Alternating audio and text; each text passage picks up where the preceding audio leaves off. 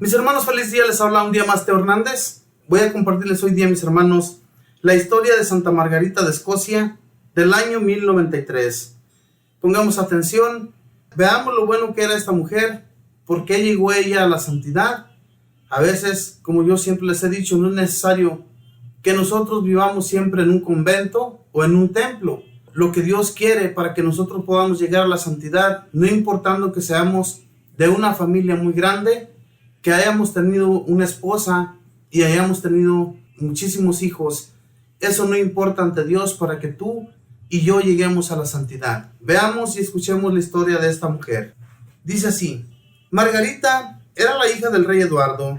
Su padre tuvo que salir huyendo de Inglaterra cuando el rey Canuto de Dinamarca invadió el país. Luego de caer Inglaterra en poder de Guillermo el Conquistador, Margarita y sus hermanos se refugiaron en Escocia, donde era rey Malcolm III, el cual, al darse cuenta de las cualidades de bondad y caridad que tenía la joven, se casó con ella. Y así Margarita, a los 24 años, llegó a ser reina de Escocia. Para ella, lo principal en la vida era ayudar a los pobres. Cada día, antes de ir a almorzar, servía personalmente el almuerzo a 9 niños huérfanos, y a veces les servía de rodillas, al recordar que los favores que hacemos al pobre los recibe Jesucristo como hechos a Él mismo.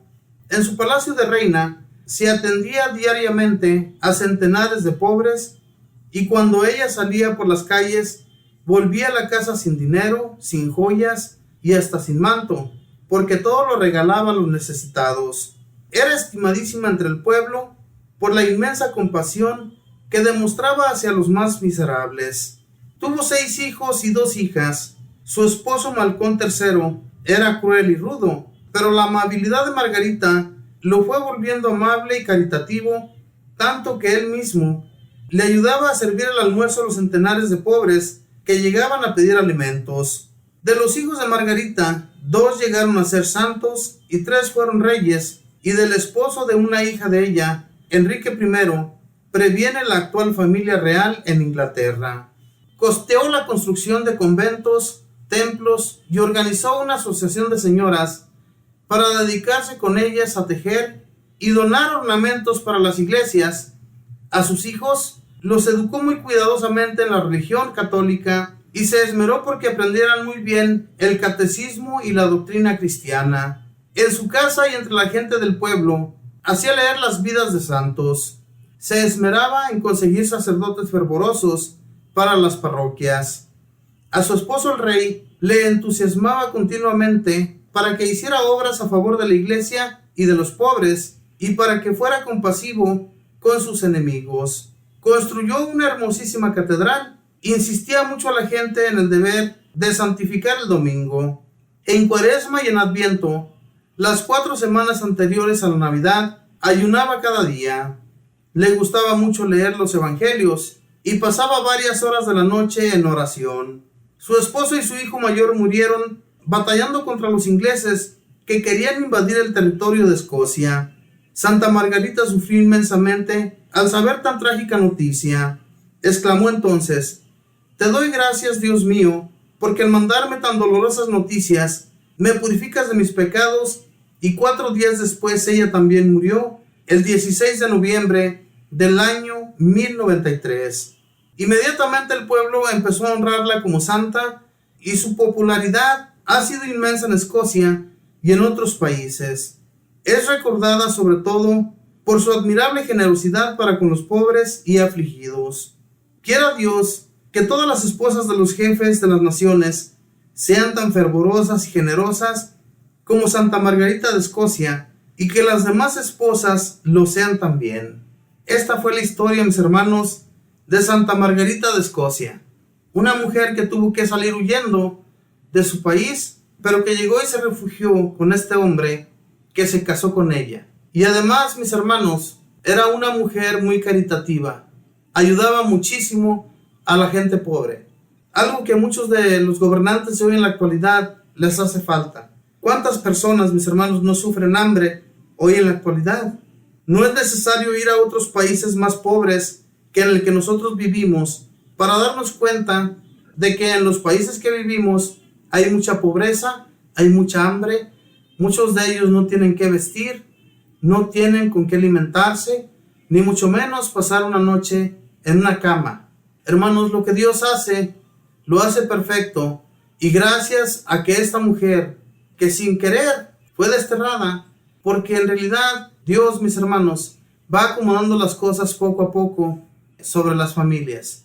Y esto fue muy necesario para este rey con el cual ella se refugió, y del cual, pues como cuenta la historia, era un hombre muy renegado, muy enojón, que Margarita luego lo fue haciendo suave, ¿verdad? Con las demás personas. Lo fue suavizando. Yo me imagino que Margarita le hablaba muy bien, ¿verdad? De la gente pobre. Fíjense lo que ella hacía. Cuando ella era la hora del almuerzo, primero servía a 9 niños el almuerzo y además lo hacía de rodillas. Fíjense, muchos han de decir, pero ¿por qué se humilla de esa manera? Pero en realidad Jesús dice en los evangelios, ¿verdad?, que el que da al pobre haga de cuenta que se lo está haciendo a él mismo. Entonces este era el pensamiento que Santa Margarita tenía para con los pobres, que a quien le estaba sirviendo no era aquel pobre, sino al mismo Jesús que estaba en ese pobre. Ojalá y nosotros, hermanos, reflexionemos sobre todas estas cosas y nos damos cuenta que el ayudar al pobre es muy bueno. Ayudar no solamente al pobre, sino a todo el necesitado, ¿verdad? Hay mucha gente que tiene su familia, tiene su casa, tienen sus bienes, pero de repente, mis hermanos, les va mal en la vida, se quedan sin nada. Esas familias también hay que ayudarlas, no solamente porque ellos ya se quedaron sin nada. Hay veces que la gente comienza a criticar. No, es que esa gente era muy altanera, esa gente se quería mucho, en fin, tantas cosas que comenzamos a darles alas nosotros a la crítica.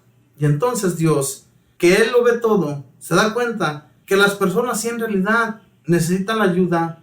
Y cuando las personas, mis hermanos, le piden a Dios en sus oraciones, Dios no los abandona. Dios está allí para socorrerlos y siempre tienen lo necesario porque Dios es quien provee. Démonos cuenta de todo esto haciendo la prueba, ¿verdad? Pidiendo a Dios en nuestras oraciones y ser más fervorosos en nuestra oración, porque a veces somos muy fríos y a veces somos tibios. Estamos haciendo una oración ante Dios, pero estamos pensando en otras cosas y esa oración no sirve absolutamente para nada. Entonces, imitemos, hermanos, a nuestras hermanas santas y a nuestros hermanos santos que siempre hicieron el bien, que nunca se dejaron llevar por la maldad, ni renegaban de nada cuando a ellos los maltrataban o cuando a ellos les negaban algo. En este caso, esta mujer era rica, pero fíjense bien lo que ella hacía. ¿Cuánta gente rica de hoy en la actualidad hemos escuchado que se esmere en ayudar a los pobres o construir conventos o templos para que la gente aprenda de Dios? Eso se ha estado perdiendo con los gobernantes. Los gobernantes de hoy en la actualidad, hermanos, ya no creen en la religión, ya no creen en Dios, ya no creen en nada. Y es tan necesario que ellos principalmente escuchen al Señor, ¿verdad? Escuchen su voz cuando ellos se pongan en oración. Yo me imagino que ni siquiera hacen oración ante Dios. Ojalá y esto sucediera, ¿verdad? Que ellos se acercaran más al Señor y pidieran de sus favores para que las naciones enteras se convirtieran a Dios, creyeran en Él y creyeran en su palabra y también pues imitáramos a los santos en todos sus hechos, en todo lo que ellos llegaron a conseguir de Dios. Los favores que Dios les concedió fueron grandísimos, nunca los abandonó, siempre estuvo allí para ayudarlos como a esta santa. Ellos que fueron desterrados de sus países, no les importó, donde quiera que iban a llegar, iban a pasarla bien porque Dios estaba con ellos. ¿Cuántas cosas Dios no acomodó en los hijos de Israel? Recordemos la historia de José en la Biblia. La historia de José, sus hermanos lo vendieron a unos hombres para que se lo llevaran a Egipto. Y ya puesto en Egipto, Dios lo ayudó. Fue a ser el jefe más importante de Egipto. A ese jefe solamente le iba a dar órdenes el rey, ¿verdad? El rey egipcio. pero él iba a ser el encargado de todas las cosas, de todo lo que fuera dueño el rey de Egipto.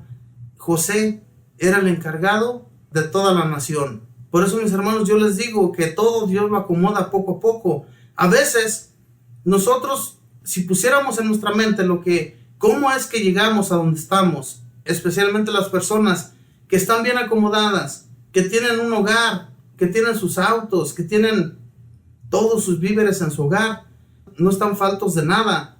Todo eso, si a veces nosotros ponemos en nuestra mente, ¿cómo es que todo esto sucedió? Si donde yo vivía en mi país no tenía absolutamente nada, era pobre, no tenía tenía comida, pero para mal comer, no tenía en abundancia, como hoy en la actualidad.